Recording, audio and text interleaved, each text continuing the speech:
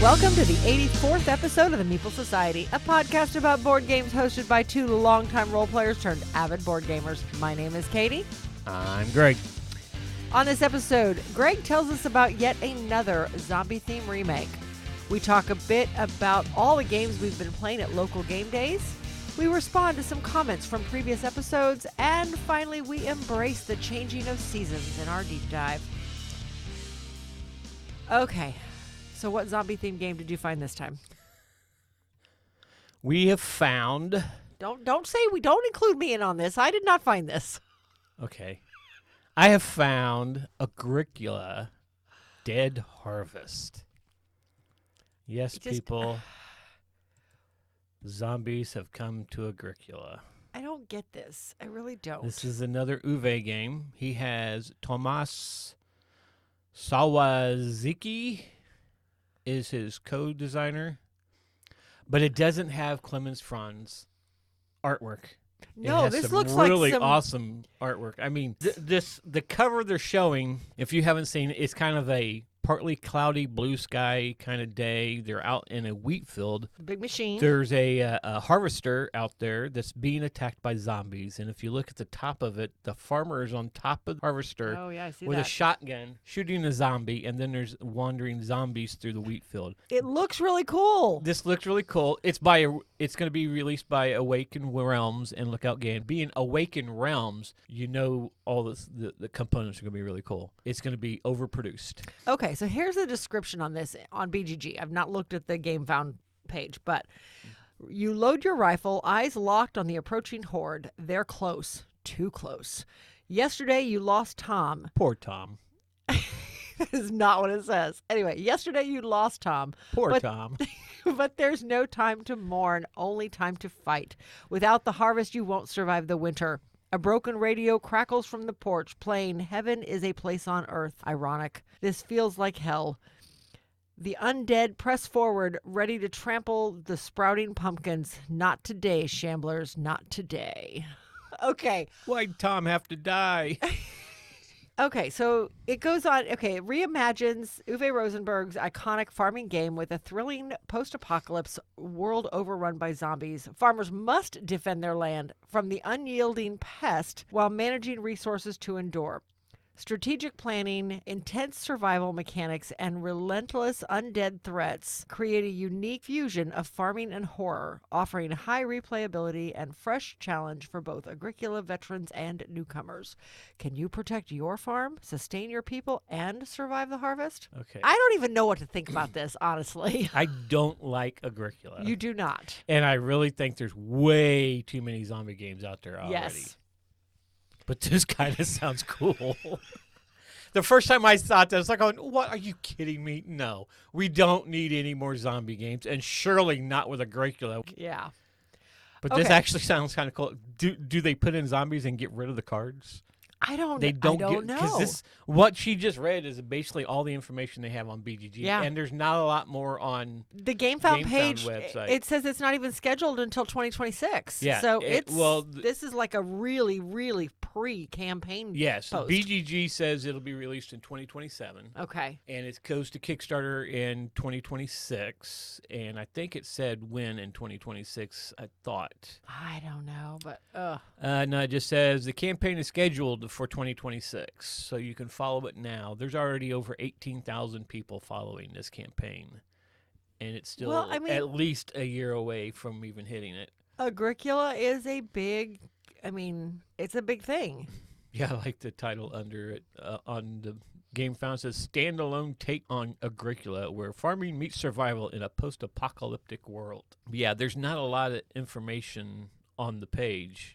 It's because it won't even get released for another year. Yeah, so the campaign will not even get released for another year. So this is, like I said, a very, very far out pre-campaign advertisement. Yeah, they show one of the minis. And it looks really cool. On the Game Found, and boy, it is really detailed. Yeah, it looks really neat.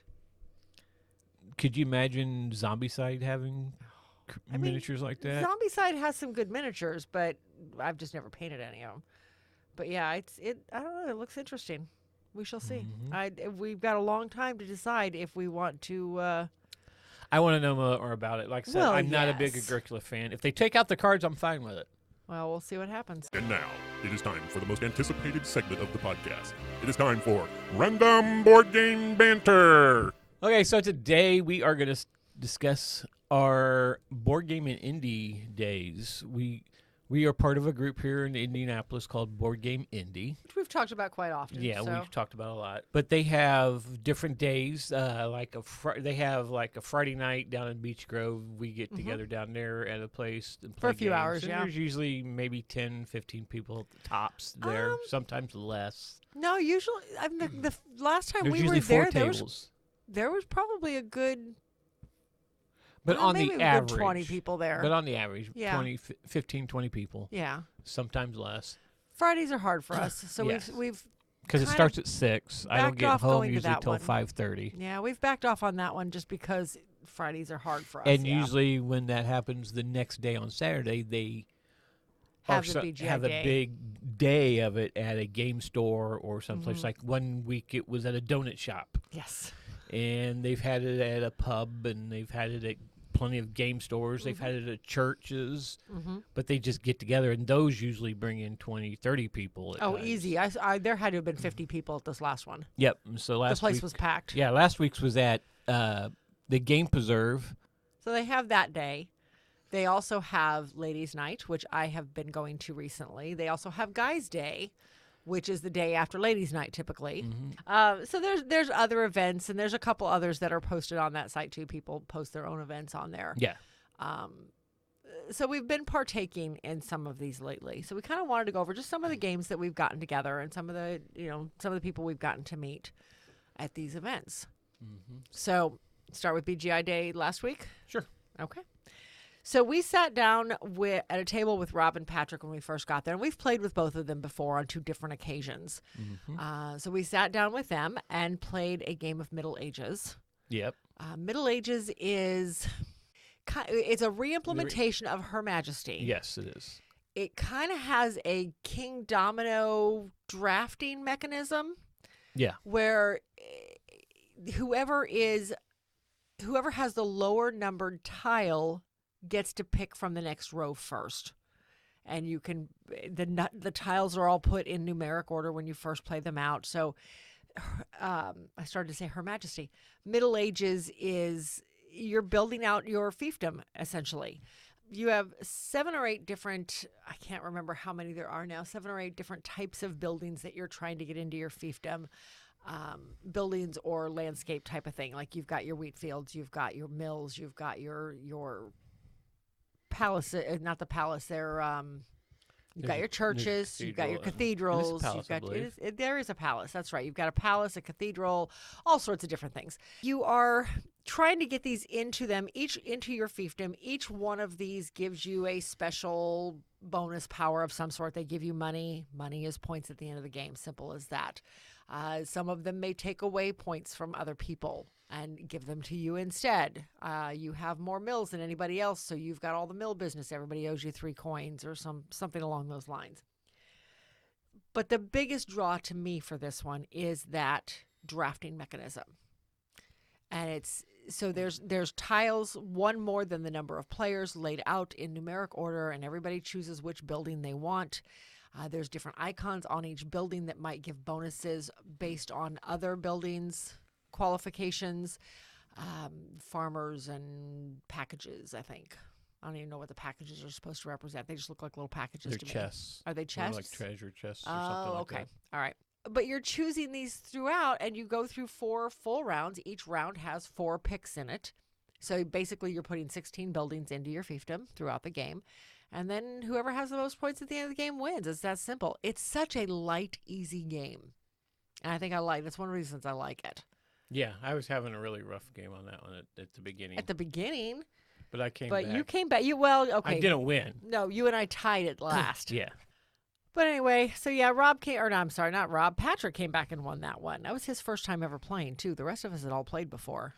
Yeah, but he's one of those types of gamers. He catches on fast, and he catches on really fast. He goes all out on it.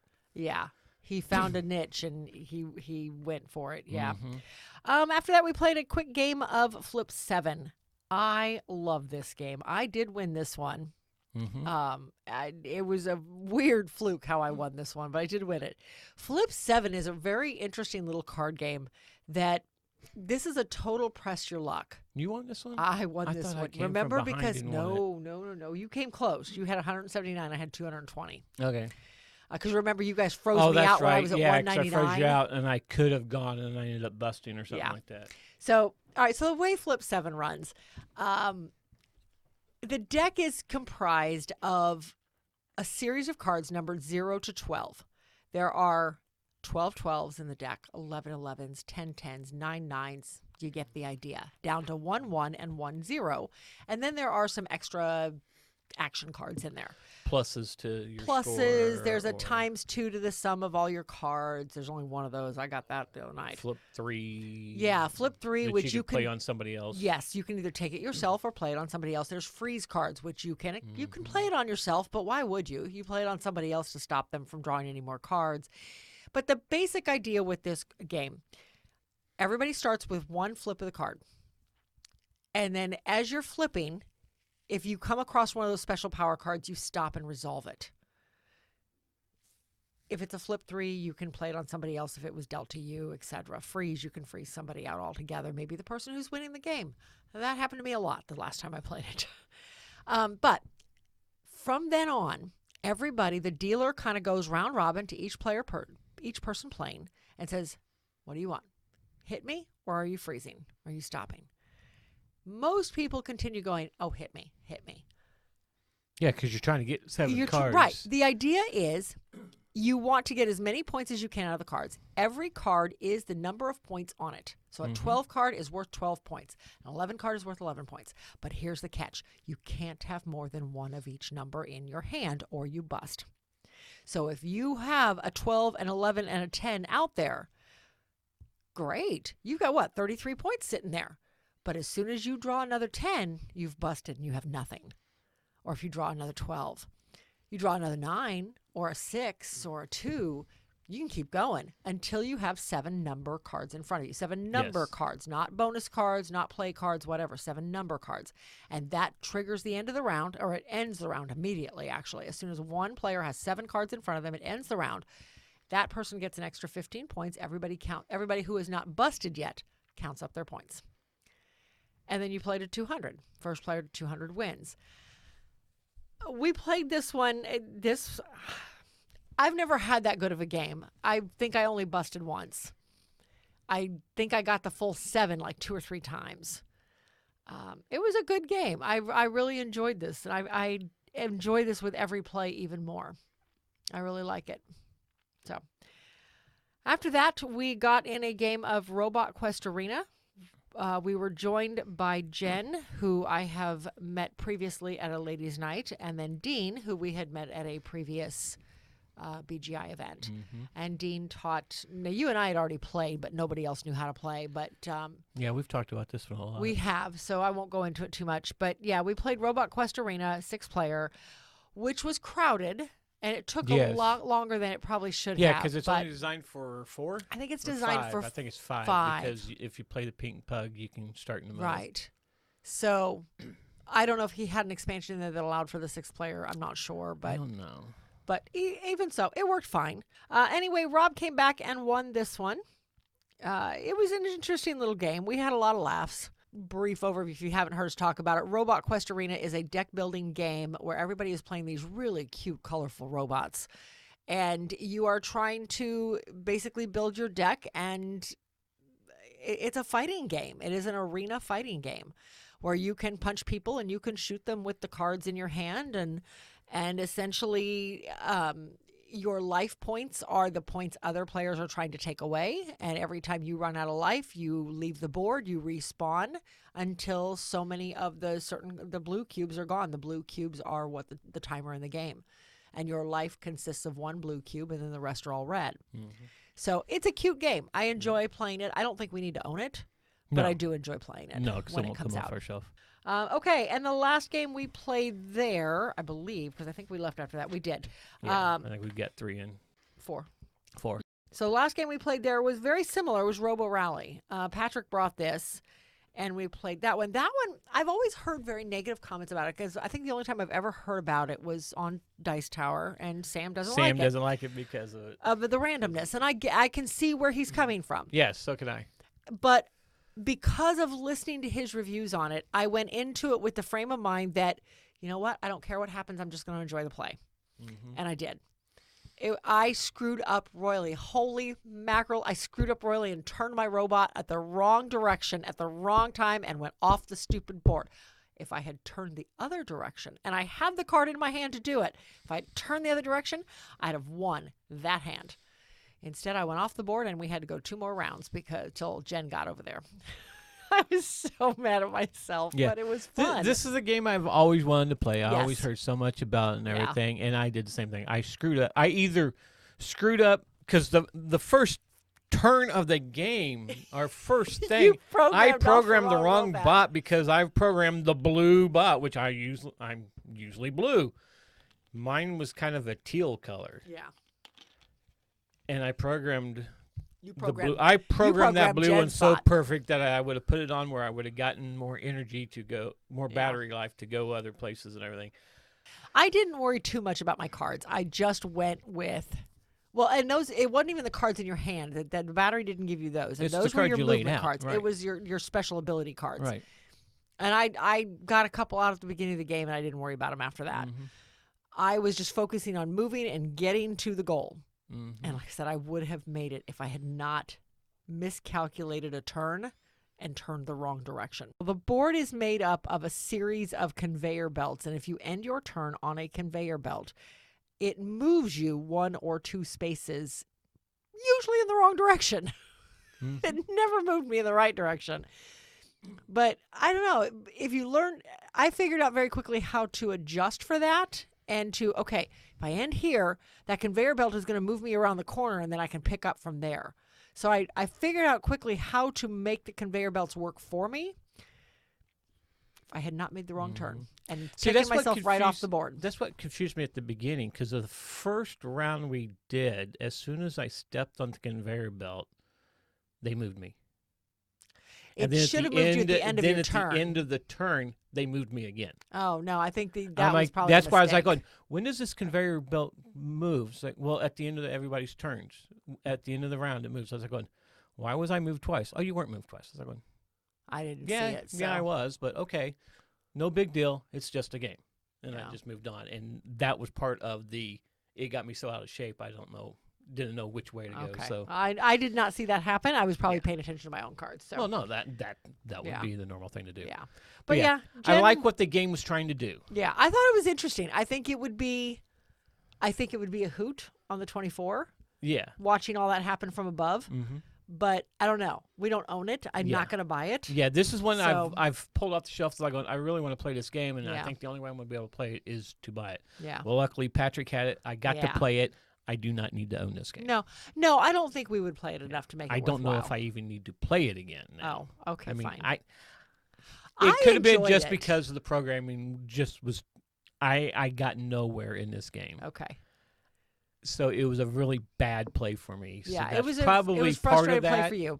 That's probably part of it. But I do like programming games, though. Yes. I think.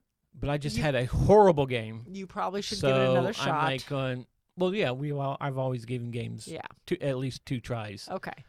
But right now I don't think right now in my mind I don't need to ever play this game again, and I don't need to own it. But if it comes out to the table and somebody wants to play, I'll play it and give it that other shot. But I'm not going to pull it off the shelf. Okay.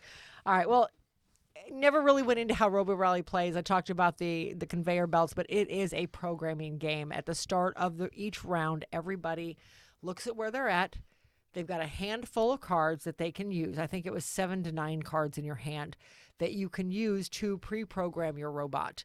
And you program them out you've got 5 slots. Now, you don't know what else everybody else is going to be doing, so you don't know if you're going to get bumped off your track or whatever, but you program out what you want to do in hopes of getting where you're going.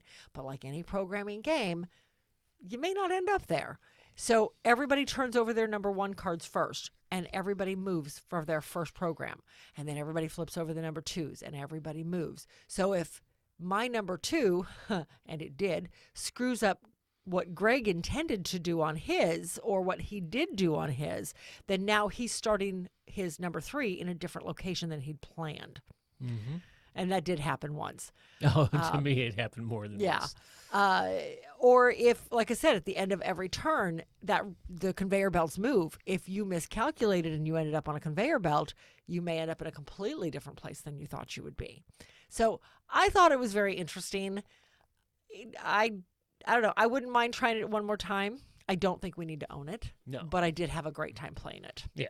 So anyway, that was all we did at BGI Game Day. The only other local game night that either of us have attended, I went to Ladies' Night on Friday.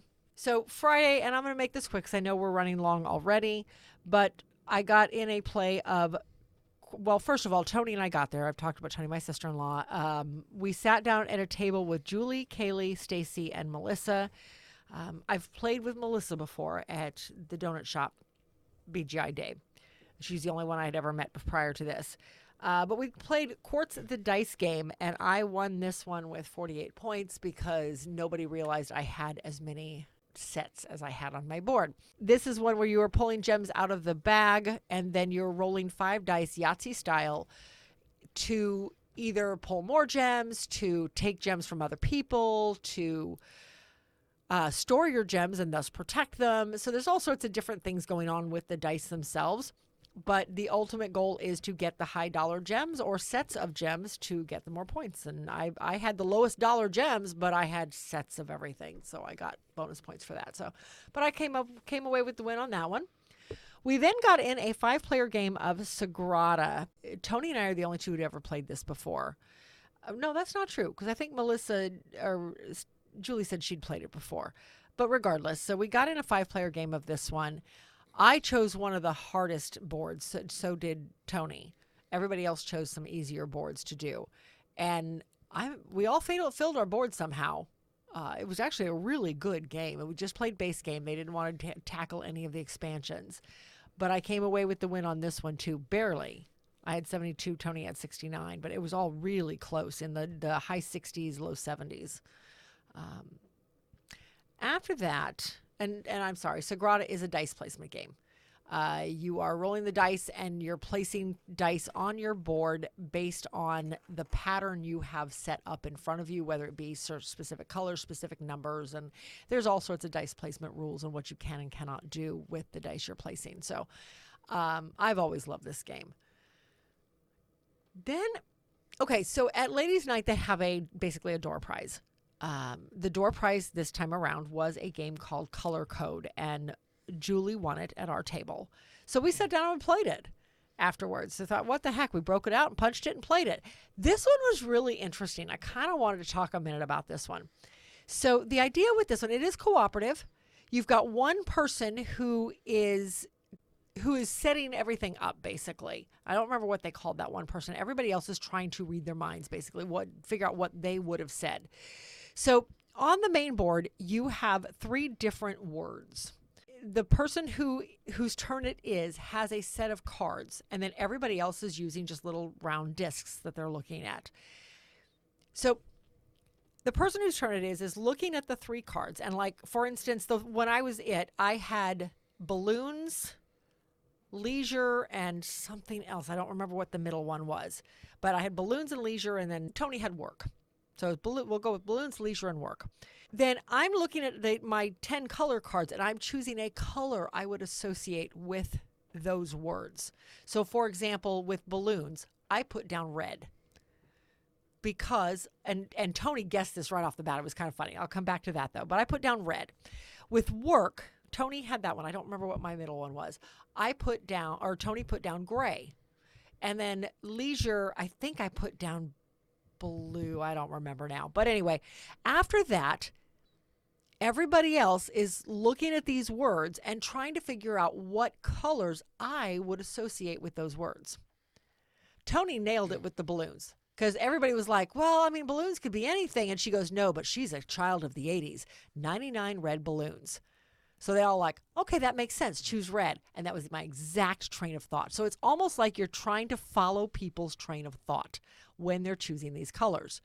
Like Melissa had the word relaxation or vacation or something like that. And everybody chose blue, but ironically, the one girl who knew her thought brown for sand on the beach. And everybody else was like, no, blue for the ocean, blue for the sky. She chose blue. So it was a weird trying to figure out their train of thought when they're picking the color they would associate with this word. It was actually a really interesting game. Okay. Yeah, we ended up with level 2. So for every 2 you get right, now mind you, we played through 5 people, or four people. There's 12 cards. So 4 people did it. Ironically, the person who owned the game never got to be the person. But that's okay. I'm sure she'll have plenty of chances. So you have a total of 12 cards. We ended up with 5 right.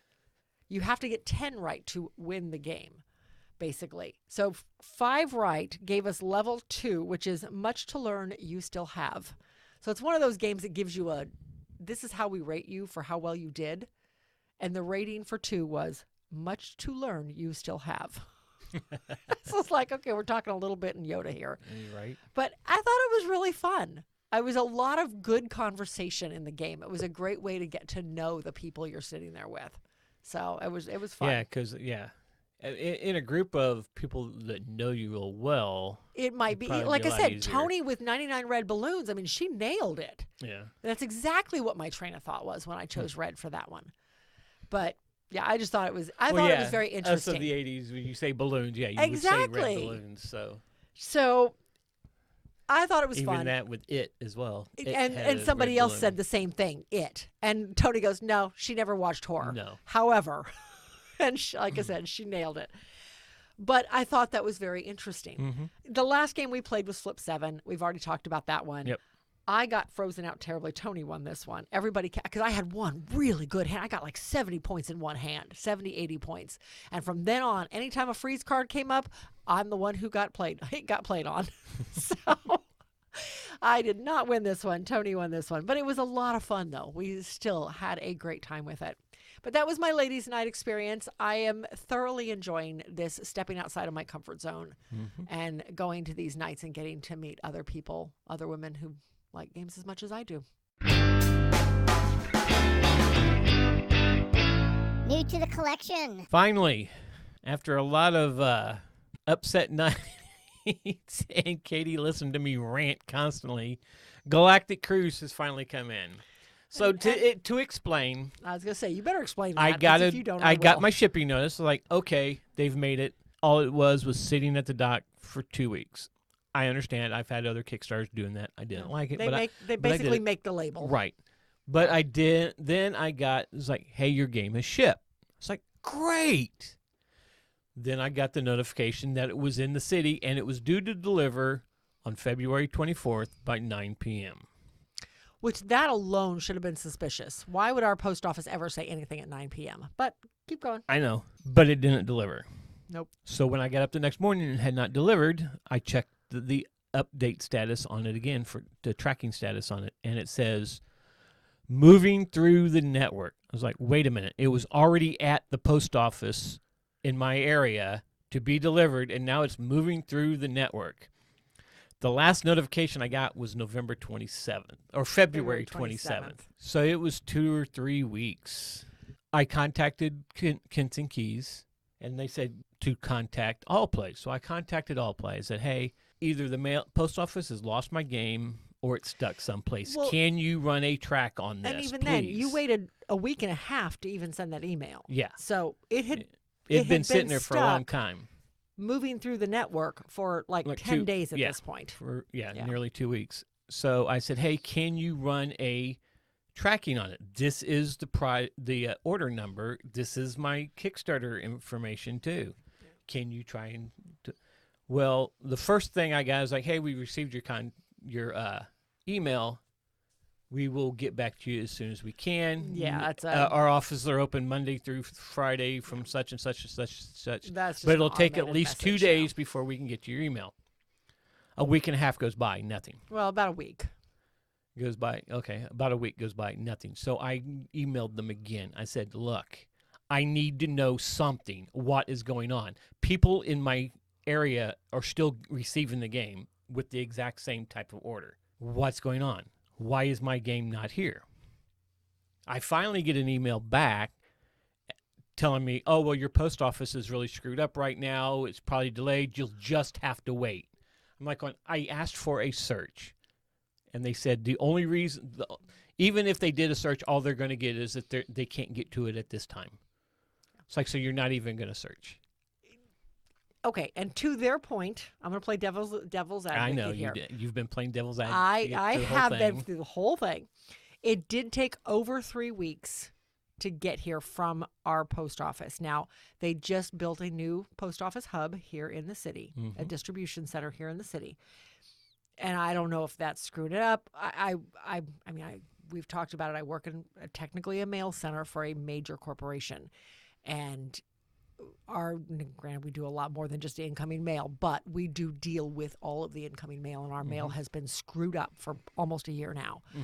Days that we should be getting almost nothing. We're getting stuff that's backlogged that has been sitting down there for weeks. We are getting stuff that's postmarked over a month old. And this is financial stuff coming in. But no doubt in my mind, they are just backed up at this new distribution center. So, and I'm sure that's all it was. Oh, I get that. So, and I knew that's what it was. So that's why I stayed calm about the whole thing. And let me rant. Tried to keep him which calm. I'm doing it right did not now, work. but that's all right. Anyway.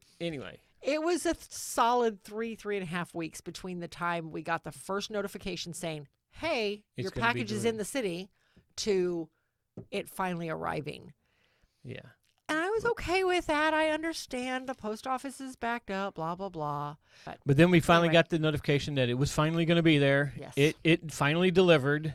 Yay. You went out and got it because you were home that day, and the box was crushed. The one whole side of the box was crushed in, yes. You went and opened it, and they I didn't even open it first. Open the box, though, because I told you to go ahead and open it. Well, when I first went out to the porch to get it, our postman was leaving. It was not our normal postman. I don't blame him, though. There's no way he did this damage to this box. But when I looked at the box, literally all I had to do, one finger, and I could completely lift a flap open. Like, the tape was completely useless at this point. And you'll put a picture of it for the YouTube listeners. Yeah. But, so you said, here's the box. I was like, are you kidding me? Because I was at work. You're sending me pictures. Yeah. I said, go ahead and open it. And when you open it, they had airbags in it to protect it, but the airbags were flat. There was no air in them. At least 50% of them were flat. Yeah. So when you pulled out the game, you noticed the corner was dented. Yes. That's all you noticed at the time. Well, that's all I could see at the time, was there was a corner dent. So that infuriated me because I paid all this money and now I have a damaged box. Okay, I'm going to have to live with it. Just a box. But when I finally decided, okay, I'm going to finally open this game, because it took me 2 days to just calm down from it. I opened the box, and the inside box was split. And if you've noticed, too, the outside box has a split in it as well now. I noticed, too. So none of the game components were damaged. Everything was fine inside. Everything was fine. It's just the box has heavy damage on it. Luckily, they had all the punch boards on the bottom. Yeah. And it dented a couple corners of the punch boards, but it didn't affect any of the components themselves. None of the game trays are damaged. Yeah. So it's just a box. So it'll be fine. I put in a box replacement, and they'll send it probably at the end of after everything else is delivered. So that's Galactic Cruise. Let's move on. Okay. Mail call. Okay, we had several recent comments on some of the podcasts on YouTube, so we wanted to kind of go over those and respond publicly. Now, I have responded to all of these on YouTube directly, but first one came from episode 81 in regards to, well, let me just read it and you can kind of figure out where it came from. This came from GDCA Dad. This is actually when I accidentally clicked on the link to that. GD Kadad? GD Kadad, yeah. It actually is Weston. Oh. Yeah. Hi, Weston. Exactly. All right. So his comment, for Planet Unknown, I posted a comment on GameFound regarding my disdain for the feeble attempt at a lid. This was their official response. Quote, throughout multiple testing of different solutions, this was indeed the best and most reliable way to go that worked perfectly. unquote. Bottom line, they won't accept responsibility for the cheapest solution they could think of. Too bad, because the rest of the game expansion is just ducky. Greg, sending prayers your way for a quick and complete recovery. Thank you, Weston. I am almost fully recovered. Almost. I still have days where if I've been walking a lot and then I sit down for a little bit and get back up, it's those first 20 steps going, oh, it hurts. Yeah. But it goes away pretty quickly. But the doctor told you that it would probably be like that for quite some time. The rest of my life is what he told me. This guy was a jokester. What did he tell you last night? That now you can sense the weather coming? Oh, yeah. The good news is you can sense the weather coming. It's like I could already do that with my left ankle because of a 9-inch spiral fracture on my tibia many, many years ago. Yeah, it was a long time ago. All right. So, but yes, I completely agree. It was a very poor attempt at this lid. I don't remember if we've talked about it already or not. I think we have, and I'm pretty sure we showed pictures, but I'll do it again anyway. What, of my ankle or my heel? No. Oh. Why? I'm not talking about your heel anymore. Jeez. Anyway, a new friend of ours 3D printed me some clips that go onto the lid that kind of clip on everything and hold it all down nicely so you don't have to use the rubber band they give you. Because that's essentially what it is a rubber band. And but it holds everything on nicely. I can actually turn the box on its side now, which is fantastic. I have seen these available on Etsy. So you can get them on Etsy for like $12 if I'm not mistaken. And he found those online. Somebody had released the STLs to STLs it. Yeah, to he it, found so. it on one of the 3D printing sites. And 3D printed me a set of them. I thought that was very sweet of him because we've only met the man once. So all right. But anyway, that is from GD Kadad, a.k.a. Weston. But yes, no, I completely agree with you on your description of the lid. It was pathetic. Yes. But I do very much like the clips, and they do work, so I don't highly recommend them. They're not horribly expensive out on Etsy. So it is a viable solution if you don't want to use the rubber band they gave you. Yep. Okay. So James Brazil, I hope we're saying that name right. I think it's so. Brazil. Anyway, on podcast 82, he made the comment of London Cabbie sounds interesting, doesn't it? It's such an easy game to play, and it's just a lot of fun. Don't get me wrong. I mean, it can be frustrating trying to get there and having to get through roadblocks, but I don't usually have that problem. It's usually you and Jeff. No, it's usually one or two turns, and the turns are so fast that I just like.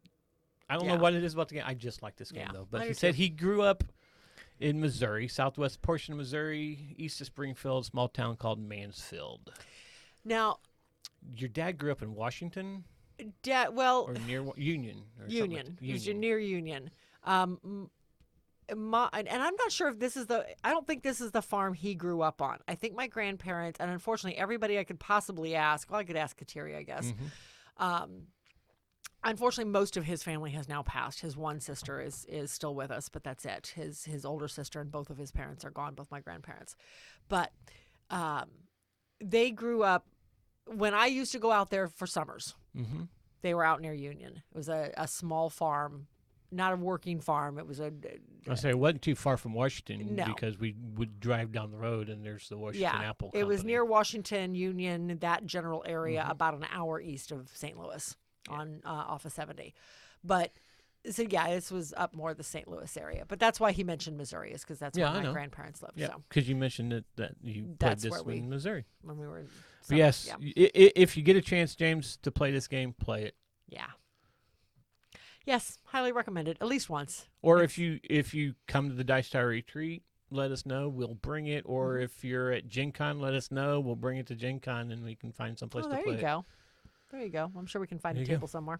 All right. Yeah, imagine that being pulled out at Gen Con. People are like, what is that? What is this ugly game? Oh, that would be so funny. Okay. And our last comment came off of our last episode, podcast 83, from J.M. Kohler.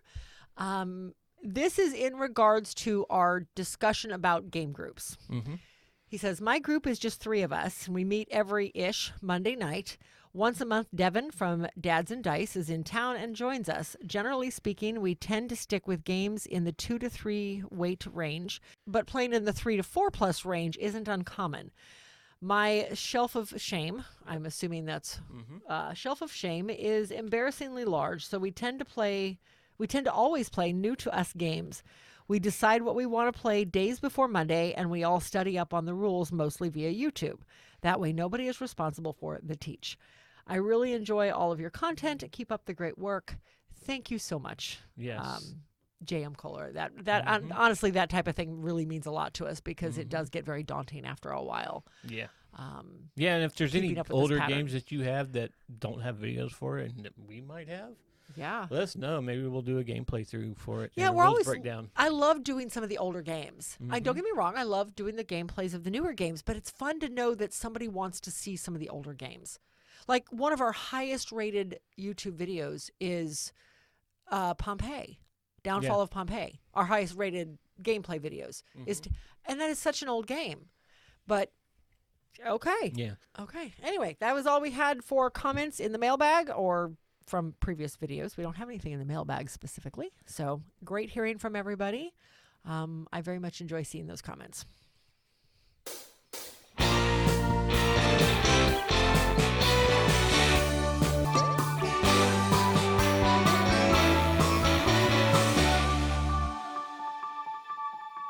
Something old, something new, something borrowed, or something that blew. Which is still the working title, which we're working on getting a new title. If you have any suggestions, please let us know. Put it in the comments. Well, and that worked great when we were doing 4 games, but we're not. We're just now focusing on just one or two. This episode, we're only doing 1. Yep. Okay, so the one we're doing this time around is, how do I pronounce some of those names? Holy mackerel. That was the fun part. I put them in, you pronounce them. Okay, so we're doing the game Seasons. This was released in 2012, designed by Regis Bonasse. That's the way I would have pronounced it. Art by also Regis, Xavier Goniffi Durin, yeah. and Stephanie Gantiaz? I don't know. Gantiaz? Sure. Yeah, something like that. Published by, how do you pronounce this publisher? Libelud? Libelud? Or Libelud? I can't. I will look. Okay, go for it. This game is available currently at Noble Knights, ranging from $38 to $50 if you are interested. But other than that, it is out of print to my knowledge. So the basics with this game, while he is looking up how to pronounce Libelud, whatever. Okay, so with Seasons, this is essentially a deck builder and a dice chucker. The game plays in 3 rounds or 3 years. Each round encompasses all 4 seasons. Each season is represented by a series of dice. At the start of the game, everybody is dealt 9 cards. There are a couple of different ways to set it up. You can take the preset decks, which is recommended in the rulebook for your first couple of plays, or you can just shuffle everything up, deal 9 random cards, and then do a draft so that everybody starts the game with 9 cards that they are hoping will synergize with each other for the rest of the game. So once you've got your 9 cards, whether it be by draft or by rulebook, then you are looking at your cards and dividing them into 3 stacks. You're putting 3 down that you want to try to get out early in the game, 3 down that are going to come out in the second year of the game, and 3 down that will come out in the last year of the game. And each of these are marked with tokens that tell you whether they're second or third year.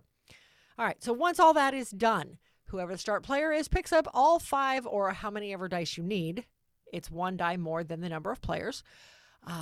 Everybody whoever start player is, picks up all of those dice for that season and rolls them. Then picks one of the dice. On the dice are a number of different symbols. There are 4 different resource symbols, whether it be air, fire, wind, or water. Air, fire, wind, or water? No, something's wrong there. Water, fire, wind, and trees. Trees, plants, whatever it is. Yeah, it's plants. So, yeah, earth. I was going to say, wait a minute, 2 of those are the same thing. Anyway, all right, so you've got the 4 different symbols that could potentially be on the die. There is a star, and that tells you you can increase your summoning gauge, and that tells you how many cards you're allowed to have down in front of you at a specific time. That can come back to bite you, let me tell you. There is a circle that outlines all of the symbols on the dice. That is the transmuting circle. That lets you sell resources back to the supply for so many victory points, or so many crystals, which i.e. are victory points. There is just straight up numbers on the die. Those are, the numbers are just straight up crystals. You just gain the crystals, again, i.e. victory points. And then there's also a card symbol, and that lets you just draw a card from the deck. And then on the bottom of every die, there is a series of dots, 1, 2, or 3 dots. And that tells you how many spaces that the season die, the season cube is going to move at the end of the turn. So the first player starts, picks his die, gathers his resources or whatever the die is allowing him to do, lays out any cards he can lay out if his summoning gauge is high enough and he has the resources to do so, does any actions that the card tells him to do, and then the play passes. The second player picks their die, does the same thing, plays any cards, does whatever he's allowed to do based on the cards in front of him. And this progresses until all of the dice but 1 are gone. When only 1 die remains, you look at the 3 dots on the bottom of it, you move the little cube that tracks the seasons that many spaces forward. There's only 3 spaces in each season. So it is very possible that each set of dice is only going to get rolled once in a year. Play passes, the next player rolls the dice for whichever season you happen to be in, and it continues this way. At the end of the year, when you get through with the 4th season and the little cube has passed over the 12 into the first season again, then everybody picks up their second set of cards and adds them to their hand, whatever's left from the first round, and you proceed. And this just continues through essentially 12 seasons. At the end of the game, you count up all the victory points that are on the cards that you put down, that you have played in front of you. You add that to the crystals you've attained through the game. You subtract any 5 points for every card that you still have remaining in your hand. So any unplayed cards you lose points for. And then there are some bonus plays that you can do if you choose to, but every time you do that, you lose more points at the end of the game. I think the first time you lose 5, the second time you lose like 12, the third time you do it, you lose 20. So, and it's not accumulative, it's just progressive, but nonetheless, that's 20 points. However, those bonus plays, maybe one of them is to grab 4 extra resources, 4 extra energy discs is what they're called. Or maybe you can increase your summoning gauge by 1, so you can lay down that extra card you really need to get out right now. Or you can gain, what was the 4th one? Draw 2 cards off the top of the deck and keep 1, put the other back. And then there was one that lets you transmute if you needed to transmute something. If you've got a ton of fire and fire's worth 3 points right now. As soon as you cross the season, it's only worth 1. Okay, let me go ahead and I'll lose the 5 points now to gain 10. So, I mean, it makes sense, right? So, anyway, so those are options. I'll be honest, I don't usually use them because they are such negative points. Although I probably should have last night. It might have gotten me more points, but, whatever. It works. Anyhow, that is the essential of how it plays. That is the basics of how it plays. The gist. The gist. That is the gist of how it plays. There you go. It was still, it pretty much covered most everything. Yeah, pretty much. I think the only thing that you did not write out for me is it does play 2 to 4 players. There is no solo mode in this at the moment. There are expansions. I don't know if the expansions added a solo mode. We've played 1. We have both of them. We've only played 1. Right, and we're not even going to begin to touch on expansions tonight because lately. We haven't played any of them lately, and I could not even begin to tell you what they include. However, 2 to 4 players, 14 and up, 14 plus on age. It does say 60 minutes. I'll be honest, we've played 2-player games in probably 30 minutes, if you don't include the draft time. Pretty well. We played a 4-player game last night, probably took about an hour and a half because Doug and Mary did not know the game. But they caught on very quickly. They caught on fast enough, though. Holy mackerel, did they. But anyway. I think Doug and Mary led that game most of the game. I think at one point I had the lead. Only because I gained 20 crystals. I was in the lead the very first turn because the only dice that was left to me gave me 6 crystals. Yes. So I took, or a new card, and I didn't need a new card. So I took the 6 crystals. And that was the last time. And that was the last time I was in the lead. So. Yep. Yeah, and you were in last place on the crystal list. I was at the end of the game, but you had not scored your points, and I knew I needed to be at least ahead of you as far as I could to be able to beat you. Yes, because I knew you with 3 cards or 4 cards on your board was already going to add up to 50 points, and I had 3 cards that added to 50. I had a total of 53 points in cards. So I was like, I'm going to lose this pretty badly. I ended up with about 100 points in cards, but it did not save me. I still lost this one. 165. Doug won with 215. I had 165. Yeah, and we played when we played them. We played it with the preset decks. We did play with preset decks. When you first play it, you can play these preset decks till you get the hang of it. Yeah. And then after that, you deal out so many cards to everybody, and then you do like the 7 Wonders strat where you take a card and you pass it around. And you keep going until everybody has 9 cards. Right. Then you separate the decks, but we played with you had your set deck already, and then you divided it how you want. And to be honest, I did not look at any of the powers on the cards. I looked at how many points they're going to give me, which they were all under 8 or less. And then I looked on how easy it was going to be to get them out.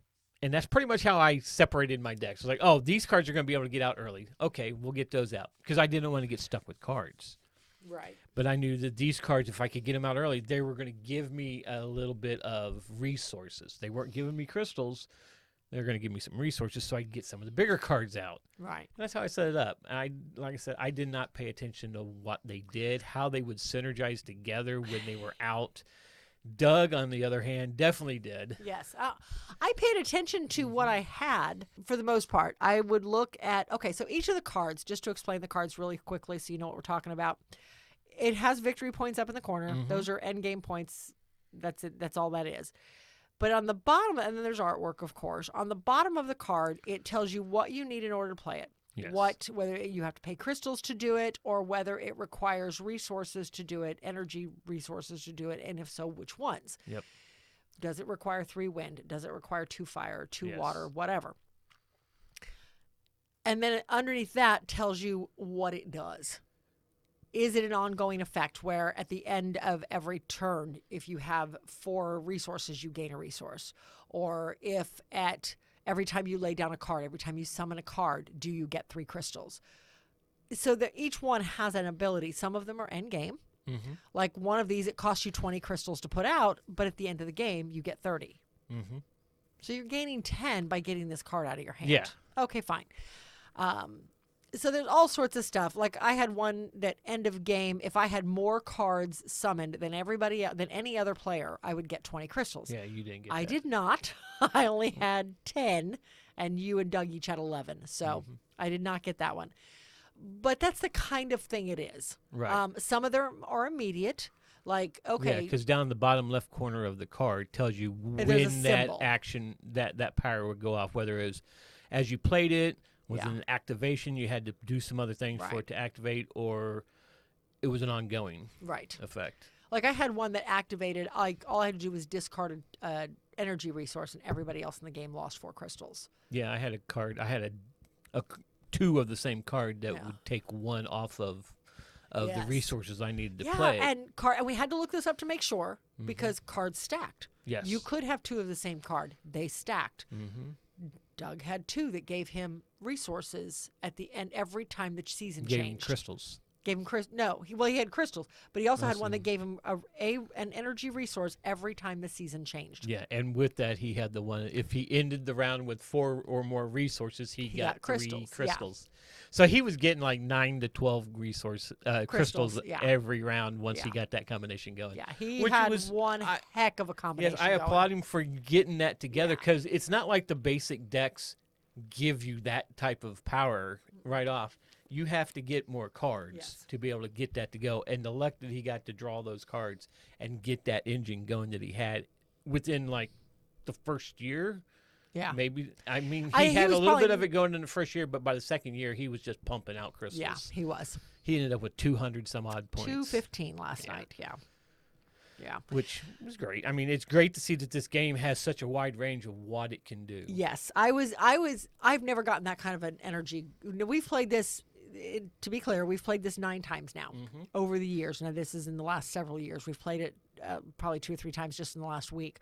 I've never seen that type of combination get built. So that just tells you that, and even Mary, who doesn't play these types of games typically, this is not her strongest forte. She even got a pretty good combination going, and she came in second. Yeah. So I was happy to see that, especially with 2 players who had never played before. But I feel like once you get going, it's not a hard game. It takes a minute to wrap your head around how to separate out your cards. And like when I did mine, I separated them where, okay, these are the ones that are going to give me bonuses every time I do something. Let me get those out first. I'm going to focus on getting them out. And then after that, I did some of the mid-weight stuff. Okay, this is going to give me some end-game scoring. I'll get those out. And then I just put everything else in the end. If it didn't give me something immediately, or maybe, okay, I think I did have one out in the end that gave me something immediately, but I thought it was something that would help. And it did. Yeah, I ended up getting that one the one that you have to pay 20 crystals for, and you get 30 back at the end of the game. You got that up. I accidentally comboed it. I got it out at the very end of the game. It was the last set I played. I comboed it, and I did not even know I had done this. I ended up comboing it with a card that said pay 2 water or 2 air. I had to pay 2 air, and I could play any card out of my hand for free. Right. And I saw that. I'm like, really? I set this up? How did I manage that? I did not even realize I'd done it. So, okay, I'll pay 2 fire. Or no, 2 air. I'm sorry. I paid 2 air, laid that card down, sacrificed this card now, so it leaves my play. Whatever. The sacrifice cards are worth 0 points anyway, so why wouldn't I sacrifice it and play any other card out of my hand for free? Here comes that one that cost me 20 crystals. Oh, darn, I don't have to pay the 20 crystals, but I still get the 30 at the end of the game. So that was a beautiful combination. It was the only beautiful combination I had. It was better than mine. So. But it worked.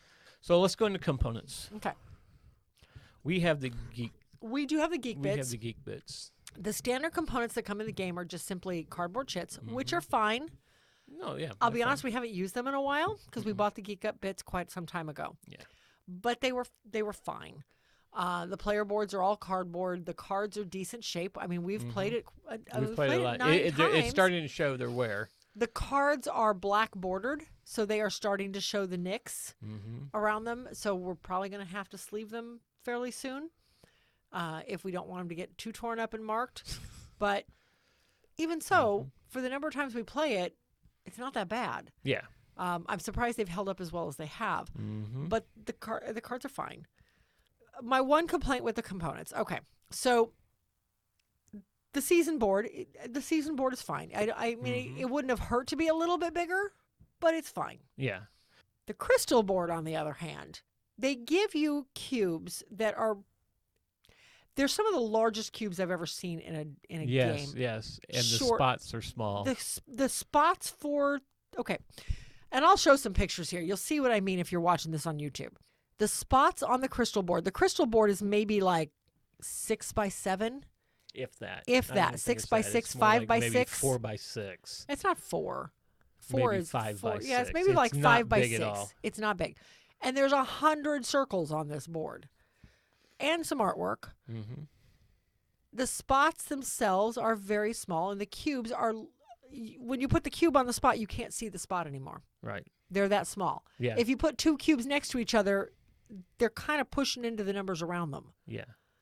The cubes are way too big for that board. Yeah, because last night when we were playing it, I was moving crystal cubes up and down. I was like, and there'd be one in front of the area I was going to. I was like, what is that one on?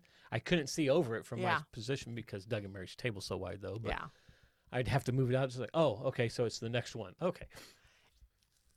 But yeah, they are a little too big. I think that board itself, it's very easy for something to accidentally get slid up a row or down a row, and that's a 10-point variance. Yeah. So if you're not careful, somebody's unintentionally cheating. I wonder if they could have done it in a unfoldable board, a full-size board with the seasons circle in the middle, and then a large scoring area, and then like Yeah. areas where cards are supposed to sit and stuff like that. I would be curious if they were ever to remake this, how they would change that board, because quite frankly, that scoring board sucks. I'm Yes. tempted just to blow it up and laminate it.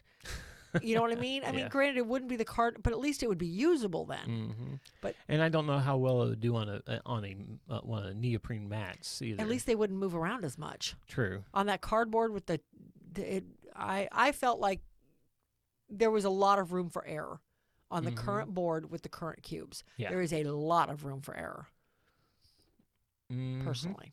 But that is my one biggest complaint, is the size of that. Yeah. Other than that, it's okay, whatever. I feel, but again, this game is 13 years old. So what can you do? We can replace the cubes. Yeah. I can easily replace the cubes with small discs. And that would probably be better. But then now you're fidgeting with little bitty discs. So is that any better? You know?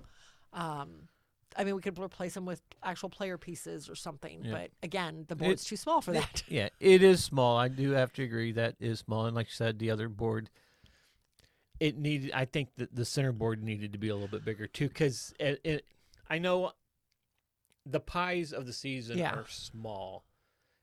There's when it goes to what can be transmuted and for how Yes. much, because on both sides of it, it's the same thing.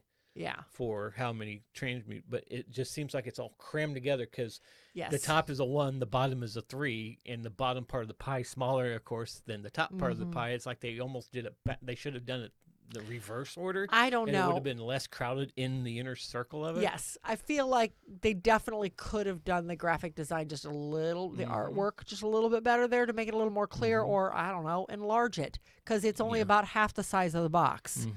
The artwork's still really cool. On Oh, that, I though, love but- the artwork on it.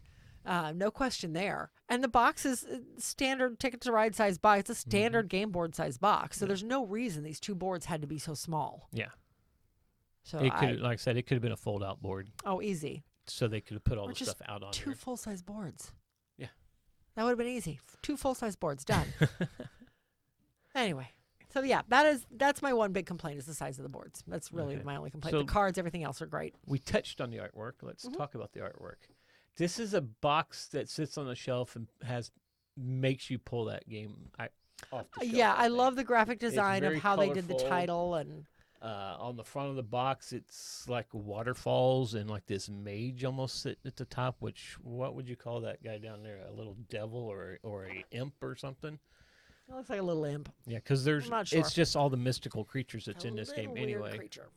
Yeah. So, and it kind of represents all the resources in the game, because you have your water, you have the air, because I'm guessing he's summoning the air with the wind and everything blowing around, and then you have, of course, the trees for that, and then you have what looks like on the outside the flames. The flames from the Unless fire, you wanna yeah. say that one yellow spot in the middle there is a forest fire.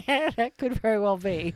But it covers all that. I mean, it's just really cool. And on the side, it has pictures of some of the artwork on the cards, some of the creatures on the cards. And the back, it's one of those that kind of shows you the components of the game. Okay, and the box is coming open now. And the box lid's on sideways. Okay, yep. But We're anyway, gonna set that down before all the components end up everywhere. yeah. And it's it's very visible on how much time, Yeah. how long it takes, how many players, what it's rated for, and everything. Though, but I do like the box design. The artwork on the cards is great. They're set up.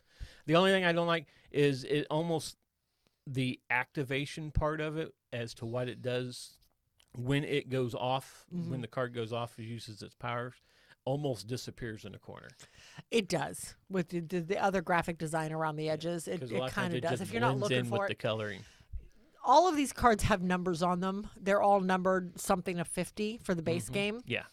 And those numbers are extremely hard to read. Yes. And I get it. They're not part of the card. They are designed for organizing the game. But It marks the set. if you tell us to pull out specific cards for first-time players, why would you make those numbers so hard to read? But okay. But again, anything that tiny to me is going to It's not that draw small. my ire. If I have to can get my read it. reading glasses for them, it's small because you have bifocals. Shh. Don't be telling people that. Jeez. Anyway. But it does mark, like, the base game has its own little special marking. It does. And then each expansion has its own. So you can Yes. tell whether what it's to. So Yeah. it does help there. But like I said, though, the power part kind of blends in because how many points it's worth in the game is fine.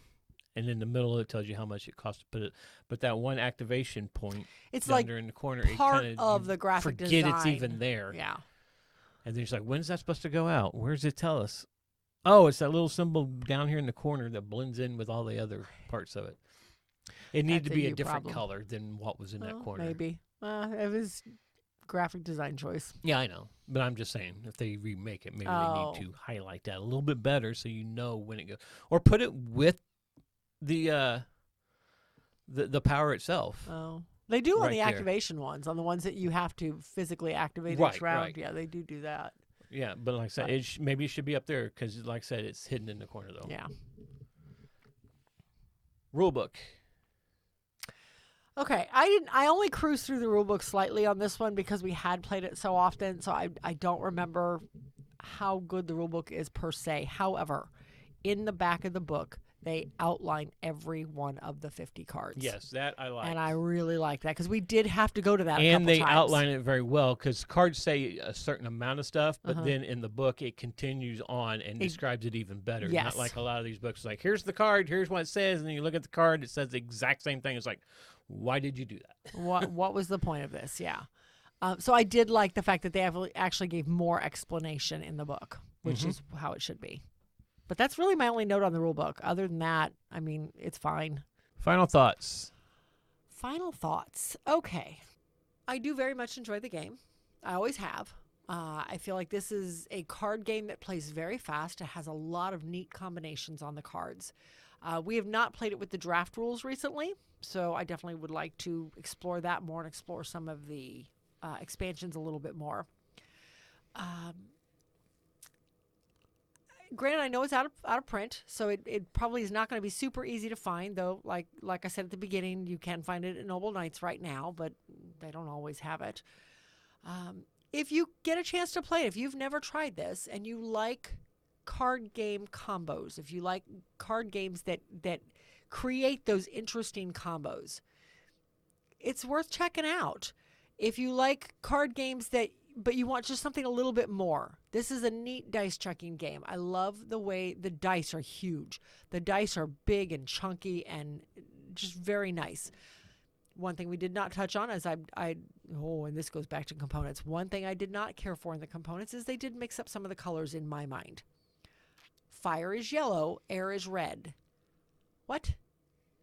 But okay, that confused me. And I don't know if it confused anybody else last night, but it caught me off guard every single time. Fire is yellow, air is red. Outside of that, I would recommend this if you are the type of person who likes those card combination games. Or if you, I don't even want to call it a dice chucker. The dice are great. Don't get me wrong, the dice are great. But it's not a dice chucking game. You roll them once each turn and that's it. I mean, yeah. I would recommend this. I would recommend this as at least try it. If you love it, then great. It is available out there. It is an older game that is still out there on the secondary market. So it's worth picking up for sure if you can. Yeah, that's my opinion. I don't know what else to say. Okay. My final thoughts. Like you said, I really enjoy this game. I think what brings me to this game is the difference in the way this whole game plays than any other game we've ever played. That the dice is going to dictate what you're going to get this round. Okay, I get it. It's going to give you resources. But the way the cards are going, I mean, you get 3 cards at the beginning of the game, and then if you pull that dice that gives you a card, you're not pulling it out of your own deck. You're pulling it out of a completely different deck. Yeah. So you're going to start off with getting 9 cards throughout the game, but you're going to get extra cards by getting either other cards that's going to give you cards or getting the dice that gives you a card. So there's ways to get more stuff into your deck. I think I really like that. I do like how you can get the combinations, although for some reason I've never thought about the combinations. I've always just tried getting as many points out as I could and not worrying about the combos. And sometimes it works, sometimes it don't, because we were like 50-50 split on how many times we've each won this game. Yeah. The artwork is great. The rule book, I've had no problem. Every time I've gone into the rule book, I've found what I was looking for. I think we learned this the first time off of a video. Probably. I don't think we've really totally read the entire rule book, Probably but like not. I said, every time I went to look something up, I went to where I would figure it'd be at, and it was there. Yeah. So that way it's great. I do, like you said, the way they explain each card a little bit more, because they do that even in the expansions, the little pamphlets you get with the new expansions that explains the cards that are going into that deck. I think that's cool. I do want to explore the other expansions. It's good, and like I said, you said, I believe it's out of print, but like I said, it's at Noble Knights. There's 4 games at Noble Knights right now. Oh, that's not too bad. And 3 of them they say in very good new or near mint condition. So Nice. Okay. if you don't want it to where you get it open, unwrap it, and punch it, you just want it already punched.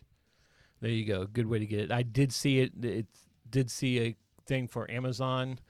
They had it on Amazon for like $59, I think. Oh, wow. Okay. Yeah, I think I seen some on eBay. So it is out there to get. Yeah, Amazon had it for $57.